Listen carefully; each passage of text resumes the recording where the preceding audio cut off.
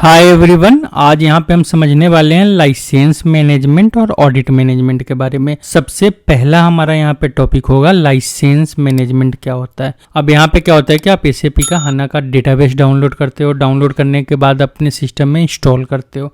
अब यहाँ पे अगर आपने एसएपी से S4 हाना लिया है, मतलब कि आपने ERP भी लिया है प्लस आपने वहाँ पे डेटाबेस भी लिया है, तो दोनों वहाँ पे डेटाबेस और ERP एक साथ इंस्टॉल होता है। बट वहाँ पे जब डेटाबेस इंस्टॉल हो जाता है, इंस्टॉल होने के बाद क्या होता है, आपको डेटाबेस का लाइसेंस डालना होता है। क्योंकि यहाँ पे आप कोई भी जब सॉफ्टवेयर परचेज करते हो, कोई भी डेटाबेस आप परचेज करो या कोई भी अगर आप सॉफ्टवेयर परचेज करते हो, तो सॉफ्टवेयर के साथ एक उसका लाइसेंस होता है। तो यहाँ पे आज हम यहाँ पे एसएपी हाना के लाइसेंस के बारे में बात कर रहे हैं कि यहाँ पे एसएपी हाना के अंदर दो टाइप का लाइसेंस होता है। एक आपका टेम्परोरी लाइसेंस की होता है, जो टेम्परोरी लाइसेंस की आप भी हाना डाउनलोड करके उसको अपने लैपटॉप में अपने सिस्टम में इंस्टॉल करके आप उसका यूज कर सकते हो। वो आपका एक्सप्रेस वर्जन होता है हाना का, जिसका यूज आप 90 डेज तक, एसएपी आपको 90 डेज के लिए फ्री ट्रायल में देती है, जिसका आप यूज कर सकते हो हाना का। और उसमें सारा का सारा फीचर मिलेगा। कुछ वहाँ पे जो प्रो फीचर होता है, जो प्रोफेशनल्स का फीचर होता है, वो आपको वहाँ पे अनेबल नहीं होगा। अगर आप ऐसे भी अगर स्टूडेंट हो, डेवलपर हो, तो अभी आपको प्रो वाला फीचर चाहिए भी नहीं होगा वहाँ पे। तो वहाँ पे आप क्या कर सकते हो, वहाँ पे टेम्परोरी लाइसेंस की का यूज कर सकते हो। टेम्परोरी लाइसेंस की में आपको कुछ नहीं करना है। टेम्परोरी लाइसेंस की जब आप इंस्टॉल करोगे, आपका ईमेल आईडी और पासवर्ड मांगेगा और उससे जो है 90 डेज के लिए ऑटोमेटिकली एक्टिवेटेड हो जाएगा। अब यहाँ पे सेकेंड हमारा होता है परमानेंट लाइसेंस की। जब हम यहाँ पे पूरा का पूरा ERP सेटअप करते हैं, ERP एप्लीकेशन लगाते हैं, तो वहाँ पे हमें परमानेंट लाइसेंस की लेना होता है। क्योंकि बिना परमानेंट लाइसेंस की का आप एसएपी का कोई भी प्रोडक्ट आप यूज नहीं कर सकते हो। उसके लिए आप यहाँ पे क्या करते हो, एसएपी का लाइसेंस आप एसएपी के मार्केट प्लेस में जाते हो। मार्केट प्लेस से आप वहाँ से लाइसेंस डाउनलोड करते हो और लाइसेंस डाउनलोड करके आप यहाँ पे क्या करते हो, लाइसेंस इंस्टॉल कर देते हो। अब यहाँ पे जो आपका लाइसेंस होता है दो टाइप का होता है। एक लाइसेंस आपका यहाँ पे एसएपी हाना जो आपका बस डेटाबेस का होता है और एनवायरनमेंट का होता है। सेकेंड आपका जो लाइसेंस होता है वो आपका डेवलपमेंट और डिजिटल के लिए होता है। तो यहाँ पे डेवलपमेंट, डिजिटल और एनवायरनमेंट का जो हमारा लाइसेंस होता है इन्फोर्स्ड होता है, और यहाँ पे एसएपी हाना जो होता है आपका अनइन्फोर्स्ड होता है। अब यहाँ पे सेकेंड टॉपिक होता है हमारा एक्सपायरेशन। अब क्या होता है कि जब भी आप लाइसेंस एसएपी मार्केट प्लेस में आप जनरेट करते हो, तो ये लाइसेंस आपका जो सिस्टम का SID होता है, सिस्टम ID होता है, प्लस आपका टेंट जो आप डेटाबेस ले रहे हो, प्लस आपका हार्डवेयर का जो की है, इस तीनों के कॉम्बिनेशन में एक आपको क्या करता है, लाइसेंस जनरेट करके देता है। वो लाइसेंस क्या करते हो, आप हाना डेटाबेस में इंस्टॉल करते हो, जिसका ट्रैक जो होता है वहां पे एसएपी के साइट पे होता है। क्योंकि एसएपी ने आपको किस कॉम्बिनेशन में लाइसेंस प्रोवाइड किया है, तो आपको प्रोवाइड किया है आपके सिस्टम ID, आपके हार्डवेयर और आपने जो 10 डेटाबेस लिया उस तीनों कॉम्बिनेशन में। तो वहाँ पे क्या होता है कि अगर आप सिस्टम चेंज कर रहे हो फिर भी वो लाइसेंस काम नहीं करेगा। अगर आपके हार्डवेयर में कोई चेंज हो रहा है फिर भी आपका लाइसेंस काम नहीं करेगा। अगर आप वहाँ पे 10 डेटाबेस दूसरा डेटाबेस कनेक्ट कर रहे हो फिर भी आपका लाइसेंस काम नहीं करेगा। तो ये लाइसेंस तीनों के कॉम्बिनेशन में होता है और इस तीनों के कॉम्बिनेशन में हम लाइसेंस डाउनलोड करके यहाँ पे इंस्टॉल करते हैं। अगर आपको लाइसेंस देखना है तो आप क्या करोगे, आप जाओगे हाना डेटाबेस पे। हाना डेटाबेस पे जाके आप क्या करोगे, आपने जो सिस्टम यहाँ पे इंस्टॉल करके रखा है इस पे आप राइट क्लिक करोगे, यहाँ पे प्रॉपर्टीज में जाओगे। प्रॉपर्टीज में जाने के बाद आपका यहाँ पे लाइसेंस देख रहे हो, यहाँ पे बहुत सारा ऑप्शन आ रहा है। इस ऑप्शन में आपको यहाँ पे लाइसेंस का ऑप्शन मिलेगा। यहाँ पे अभी आपका लाइसेंस लोड हो रहा है। अब यहाँ पे आपका लाइसेंस लोड हो गया। आप देख रहे हो कि किस टाइप का लाइसेंस है, तो परमानेंट लाइसेंस है, इसका स्टार्ट डेट है, इसका एंड डेट है। इसी टाइप से आप यहाँ पे देखोगे कि सारा इंफॉर्मेशन जो होगा, इसका पिक मेमोरी क्या है, इसका लाइसेंस मेमोरी क्या है, यहाँ पे हार्डवेयर की, यहाँ पे सिस्टम ID, यहाँ पे इंस्टॉलेशन नंबर और यहाँ पे सिस्टम नंबर, आपको सब कुछ दिखेगा। अगर आपको नया लाइसेंस इंस्टॉल करना है तो आप क्या करोगे, यहाँ पे इंस्टॉल लाइसेंस का की है, इंस्टॉल लाइसेंस पे जाओगे और आपका जो नया लाइसेंस है उस नया लाइसेंस को आप यहाँ पे पुट कर दोगे और यहाँ से क्या करोगे, आप नया लाइसेंस इंस्टॉल कर दोगे। अगर आपको लाइसेंस डिलीट करना है तो यहाँ से अगर कोई भी ओल्ड लाइसेंस है या करेंट लाइसेंस आपको डिलीट करना है तो यहाँ से आप उस लाइसेंस को डिलीट कर दोगे। इसी टाइप से यहाँ पे एक सेकेंड टैब है ऑल लाइसेंस। यहाँ पे जाके आप पूरा का पूरा लाइसेंस का डिटेल देख सकते हो आप यहाँ पे कि उस लाइसेंस का डिटेल क्या है। यहाँ पे इसको एक्सेस करने के लिए आप क्या कर सकते हो, यहाँ पे एसक्यूएल स्टेटमेंट का भी यूज कर सकते हो। मैं यहाँ पे ओपन एसक्यूएल कंसोल करता हूँ। इसके लिए एक व्यू होता है सिलेक्ट, और यहाँ पे स्टार फ्रॉम, यहाँ पे सिस जो हमारा यहाँ पे स्कीमा होता है, इसके अंदर am_, लाइसेंस आप टाइप करोगे और यहाँ से आप F8 कर दोगे। यहाँ पे नीचे देख रहे हो ये आपका एग्जीक्यूट हो रहा है। एग्जीक्यूट होने में थोड़ा सा टाइम लेता है क्योंकि सारा का सारा लाइसेंस का इंफॉर्मेशन कलेक्ट कर रहा होता है। यहाँ पे मैंने इंस्टॉलेशन नंबर और सिस्टम आईडी जो है यहाँ पे मैंने हाइड कर दिया है। कोई भी ऐसा इन्फॉर्मेशन है जिसको प्राइवेसी रखना है, प्राइवेट रखना है, तो यहाँ पे यूट्यूब पे अगर आप वीडियो बना रहे हो फिर भी वहाँ पे शो करना सही नहीं होता है, तो इसीलिए मैंने क्या किया, यहाँ पे हाइड कर दिया है। तो यहाँ पे अगर आप जाओगे एम लाइसेंस आप एग्जीक्यूट करोगे तो यहाँ पे आपको सारा का सारा लाइसेंस का डिटेल मिल जाएगा। अब यहाँ पे हम क्या करते हैं, चलते हैं अपने प्रेजेंटेशन पे। अब यहाँ पे नेक्स्ट टॉपिक है हमारा लाइसेंस कीप और टेंट डेटाबेस। तो यहाँ पे टेंट डेटाबेस, जो भी डेटाबेस आप यूज कर रहे हो उसके लिए आप यहाँ पे क्या करोगे, लाइसेंस यहाँ पे परमानेंट लाइसेंस परचेज करोगे और परमानेंट लाइसेंस परचेज करके आप अपने टेंट डेटाबेस में डालोगे। अभी मैंने आपको दिखाया है कि मैं यहाँ पे परमानेंट लाइसेंस का यूज कर रहा हूँ। अब यहाँ पे हम नेक्स्ट मूव करते हैं अपने ऑडिट के पॉइंट पे। अब क्या होता है कि आज के डेट में कोई भी कंपनी जो SAP लगा रही है, वो हर कंपनी के अंदर ऑडिट फॉर्म होता है जो वहाँ पे कंप्लायंस के हिसाब से आपका क्या करता है कि सारे पॉइंट का ऑडिट करता है। अभी यहाँ पे मैंने क्या किया, कुछ पॉइंट्स दिए हैं। जैसे सपोज अगर यहाँ पे आपने क्या किया, किसी यूजर का रोल चेंज कर दिया, ऑथराइजेशन चेंज कर दिया। रोल ऑथराइजेशन में क्या होता है, किसी को किसी टेबल का एक्सेस का राइट नहीं है और आपने क्या किया, उसको राइट दे दिया। या हो सकता है किसी यूजर का आपने क्या किया कि राइट वहाँ से रिमूव कर दिया। अब आपने किसी यूजर को राइट दिया है, उसका राइट आपने वहाँ से रिमूव किया है। हो सकता है आपने फ्यूरी के अंदर उसको क्या किया, किसी एक पेज का उसको एक्सेस आपने दे दिया है।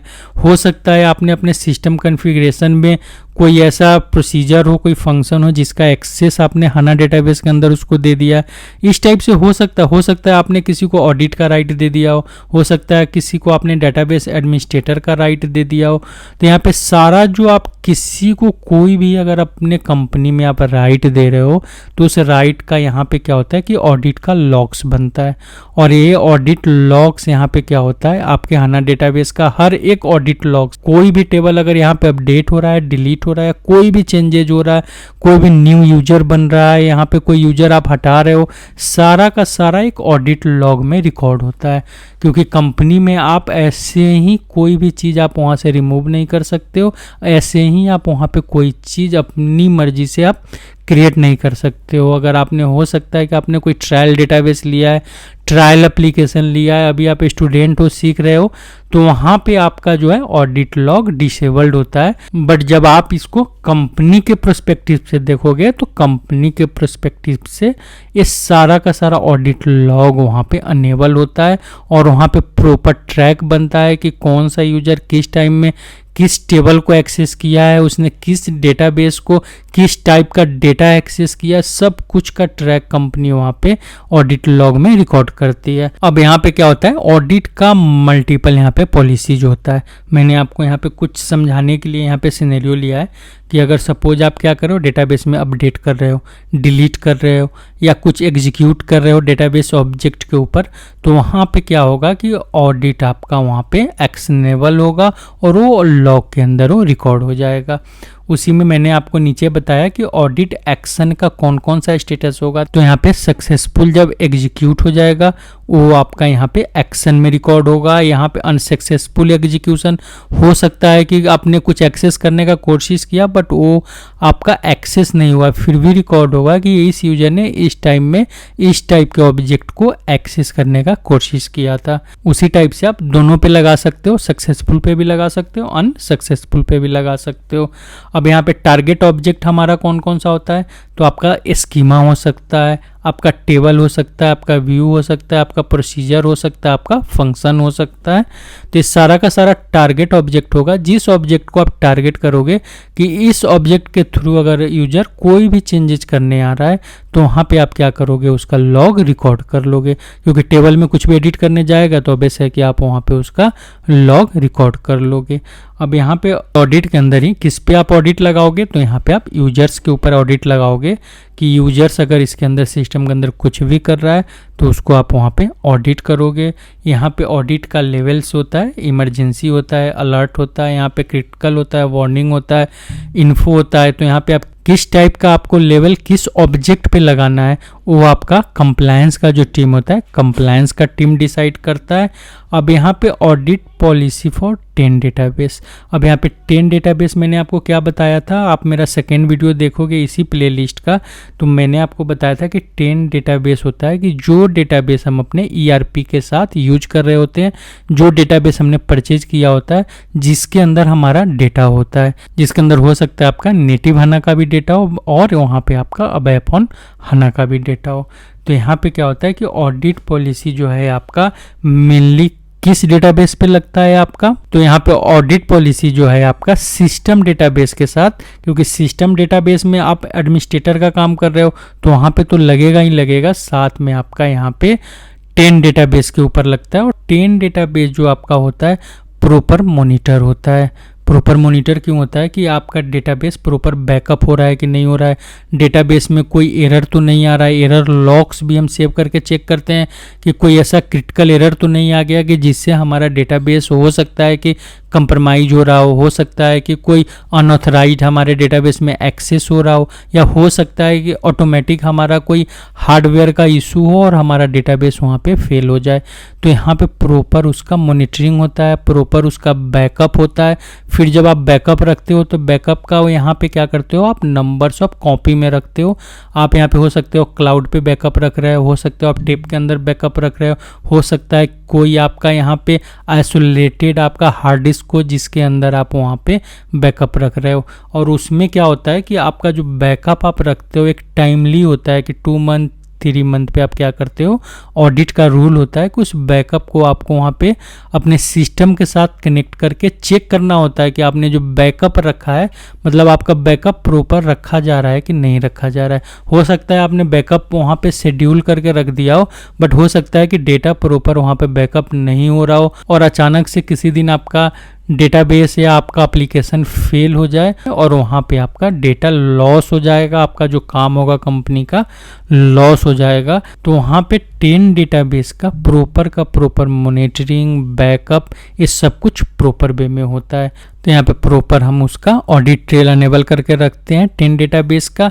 साथ में यहाँ पे ऑडिट ट्रेल टारगेट्स, यहाँ पे आप सबसे नीचे देख रहे हो कि मैंने आपको बताया कि आप टारगेट किसको करोगे, कहाँ पे स्टोर करोगे, तो ऑडिट ट्रेल आप अपना इंटरनल टेबल में स्टोर कर सकते हो। आप उसके बाद आपके लाइनेक्स का जो यहाँ पे डेटाबेस सर्वर है, सर्वर के अंदर किसी फोल्डर में आप उस ऑडिट लॉग को स्टोर करके रख सकते हो, या आप यहाँ पे कॉमा सेपरेटेड फाइल में आप ऑडिट लॉग को रख सकते हो। तो यहाँ पे मल्टीपल ऑप्शन होता है कि आप किस टाइप से ऑडिट लॉग मैनेज करना चाहते हो। अब मैं क्या करता हूँ, आपको एक बार HANA स्टूडियो पे ले चलता हूँ, वहाँ पे मैं आपको ऑडिट लॉग के बारे में दिखाता हूँ कि यहाँ पे हमारा ऑडिट लॉग HANA स्टूडियो पे कैसे मैनेज होता है।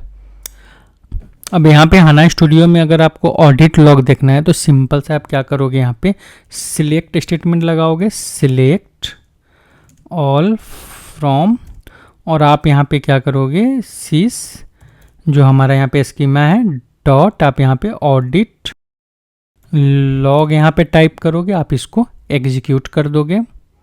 अब यहाँ पे देख रहे हो टेबल आपका ब्लैंक आ रहा है। तो यहाँ पे आप सबसे पहले क्या चेक करोगे, आप यहाँ पे सबसे जो लास्ट यहाँ पे हमारा फोल्डर है सिक्योरिटी का, इसके अंदर जाओगे। यहाँ पे जो फर्स्ट जो सिक्योरिटी का यहाँ पे आइकन आपको दिख रहा है, इस पे आप राइट क्लिक करोगे और यहाँ पे आप क्या करोगे, ओपन सिक्योरिटी कंसोल करोगे आप यहाँ पे। अब यहाँ पे जब ओपन सिक्योरिटी कंसोल आप करोगे तो यहाँ पे सबसे पहला जो टैब होगा आपका यहाँ पे ऑडिटिंग का होगा। ऑडिटिंग यहाँ पे देख रहे हो आप क्या है, ऑडिटिंग स्टेटस आपका यहाँ पे डिसेबल है, तो इसको आपको क्या करना है, अनेबल करना है, क्योंकि जब तक यहाँ पे आपका ये डिसेबल होगा तो आपका कोई भी लॉग सेव नहीं होगा। जो मैंने आपको दिखाया कि हमारा टेबल वहाँ पे ब्लैंक पड़ा हुआ था। अब यहाँ पे आप क्या करोगे, इसको अनेबल कर दोगे, और अनेबल करते ही आपका क्या होगा कि कोई भी अगर डेटाबेस में कोई भी स्टेटमेंट अगर एग्जीक्यूट होगा, क्योंकि यहाँ पे हमने क्या लिया है, टारगेट ऑब्जेक्ट लिया है हमने, यहाँ पे डेटाबेस लिया है। अगर आपको यहाँ पे CSV फाइल में स्टोर करना है तो आप यहाँ पे CSV लोगे। अगर आपको यहाँ पे सिस्टम लॉग, जो मैंने आपको बताया है कि आप डेटाबेस सर्वर पे कहीं किसी पाथ में स्टोर करना चाहते हो, तो आप यहाँ पे सिस्टम लॉग लोगे। और यहाँ पे क्या करेगा कि डिफ़ॉल्ट के अंदर जो भी पाथ सेट होगा उस पाथ पे एक टेम्प और syslog करके पाथ होता है इसके अंदर से, उस पाथ पे वो फाइल वहाँ पे बनाना, लॉग बनाना शुरू कर देगा। यहाँ पे आप डेटाबेस टेबल रखना चाहते हो तो आप यहाँ पे डेटाबेस टेबल का यूज आप कर सकते हो। उसी टाइप से मैंने आपको ऑडिट का लेवल बताया था कि अलर्ट है, इमरजेंसी है, क्रिटिकल है। यहाँ पे आप अपना सेटिंग भी कर सकते हो, आप और भी यहाँ पे इसके मास्टर्स में ऐड करके यहाँ पे आप यहाँ पे रख सकते हो। तो यहाँ पे ये आपका स्क्रीन जो है ऑडिट का स्क्रीन है, जहाँ से आप क्या करोगे, अपना ऑडिट अनेबल करोगे। यहाँ पे सेकेंड टैब इसी में आप देखोगे पासवर्ड पॉलिसी का है कि आप अपना पासवर्ड, जैसे सपोज बहुत बार आपने देखा है कि पासवर्ड जब आप छोटा डालते हो तो आपको यहाँ पे आता है कि आप यहाँ पे मिनिमम यहाँ पे हमारा लेंथ जो है 8 कैरेक्टर का होना चाहिए। पासवर्ड में एक अपर केस होना चाहिए, एक लोअर केस होना चाहिए, एक स्पेशल कैरेक्टर होना चाहिए। वो सारा सेटिंग कितने दिन बाद आपका पासवर्ड एक्सपायर हो जाएगा तो आपको फिर से पुराना पासवर्ड के साथ न्यू पासवर्ड एंटर करने के लिए बोलेगा। वो सारा सेटिंग आप क्या करते हो, पासवर्ड पॉलिसी वाले यहाँ पे इस टैब पे करते हो। फिर यहाँ पे नेक्स्ट आपका SAML फाइल होता है, इसको बोलते हैं हम सिक्योर असर्शन मेटा लैंग्वेज। यहाँ पे हम क्या करते हैं, अगर हमें आइडेंटिटी अपने डेटाबेस का किसी के साथ शेयर करना होता है तो हम यहाँ पे SAML फाइल जनरेट करते हैं और उसके साथ यहाँ से शेयर करते हैं। लास्ट में आप जाओगे तो यहाँ पे डेटा वॉल्यूम इंक्रिप्शन है कि यहाँ पे हमारा जो इंडेक्स सर्वर है या हमारा SX इंजन सर्वर है जहाँ पे हमारा एप्लीकेशन एग्जीक्यूट होता है, उसका आपको यहाँ पे पोर्ट और यहाँ पे सारा का सारा मतलब यहाँ पे डिटेल दिखाएगा। तो यहाँ पे जाके आप अपना ऑडिट का जो मैंने आपको बताया है, यहाँ पे जाके आप ऑडिट को अनेबल कर सकते हो। साथ में यहाँ पे मैंने आपको रोल के बारे में भी बता दिया है, ऑथराइजेशन भी बता दिया है। यहाँ पे मैंने आपको यूजर कैसे क्रिएट करोगे, डेटाबेस कैसे क्रिएट करोगे, सब कुछ मैंने आपको बताया। क्योंकि हम नेक्स्ट वीडियो से क्या करेंगे, हम यहाँ पे कैटालॉग के अंदर एक स्कीमा क्रिएट करेंगे। स्कीमा क्रिएट करने के बाद उसमें हम क्या करेंगे, टेबल्स व्यू, मतलब हमारा जो HANA SQL होता है प्रॉपर, हम यहाँ पे HANA SQL स्क्रिप्ट स्टार्ट करेंगे यहाँ इसके अंदर। उसके बाद सबसे लास्ट में यहाँ पे हम कंटेंट के अंदर आएंगे कि पैकेज बना के वहाँ पे हम टाइप्स ऑफ व्यूज बनाएंगे। फिर यहाँ पे प्रोविजनिंग के अंदर कि आपका यहाँ पे एक्सेल में डेटा है, किसी थर्ड पार्टी ऑब्जेक्ट में डेटा है, तो कैसे उस डेटा को आप डेटाबेस में यहाँ पे किसी टेबल में डायरेक्ट आप वहाँ से अपलोड करोगे, तो हम यहाँ से वो सब देखेंगे। तो मैंने अभी क्या किया है, आपका यहाँ सिक्योरिटी के अंदर जो यहाँ पे जो भी आइकन दिख रहा है सबके बारे में मैंने आपको क्लियर कर दिया। प्लस यहाँ पे ऊपर आप देखोगे एक हमारा बैकअप का होता है। ऐसे बैकअप मेनली जो होता है डेटाबेस एडमिनिस्ट्रेटर का काम होता है, नहीं तो यहाँ पे कोई अगर बेसिस का यूजर है, जो बेसिस वाला अगर कुछ ऐसा हैंडल कर रहा है, तो बेसिस का यूजर जो है यहाँ पे क्या करता है, बैकअप का यहाँ पे जाओगे आप सबसे लास्ट में मैनेज स्टोरेज स्नैपशॉट, यहाँ से वो क्या करता है कि प्रिपेयर करता है कि किस टाइप से उसको यहाँ पे बैकअप रखना है। इसी में आप यहाँ पे एक नेक्स्ट हमारा ऑप्शन होता है, यहाँ पे जाओगे बैकअप सिस्टम, यहाँ पे आप देख रहे हो सेकेंड वाला जो होता है। तो यहाँ से क्या कर सकते हो कि आपको कंप्लीट डेटा बैकअप रखना है, कहाँ पे रखना है, तो सारा का सारा नेक्स्ट करता जाएगा। यहाँ पे वो सारा का सारा सेटिंग करता जाएगा और जो पाथ सेट करेगा, हो सकता है वो पाथ आपका यहाँ पे डेटाबेस सर्वर भी हो, कोई दूसरा सर्वर हो, या हो सकता है क्लाउड भी हो, तो वहाँ पे हमारा बैकअप होना स्टार्ट हो जाता है। सेम कॉन्सेप्ट हमारा यहाँ पे HANA डेटाबेस ऑन प्रमाइस का भी होता है। सेम कॉन्सेप्ट हमारा जो है HANA ऑन क्लाउड जो होता है, HANA ऑन क्लाउड में भी सेम कॉन्सेप्ट होता है। यहाँ पे कोई हमारा चेंजेज नहीं है। मैं यहाँ पे क्या करता हूँ, क्लोज करता हूँ। हम चलते हैं अपने प्रेजेंटेशन के ऊपर। तो यहाँ पे हमने ऑडिट देख लिया। अब इसमें हमारा नेक्स्ट है यहाँ पे एडिशंस। अब यहाँ पे HANA का कुछ एडिशंस है। सबसे पहला एडिशंस हमारा प्लेटफॉर्म एडिशन है जो मैंने अभी आपको हाना डेटाबेस दिखाया है, ये हमारा फुल फीचर डेटाबेस है। जो भी आप एप्लीकेशन या जो भी ERP अपने कंपनी में आप इंस्टॉल करोगे, वहाँ पे कंपनी के अंदर यूज करोगे, वो आपका वहाँ पे प्लेटफॉर्म एडिशन होगा।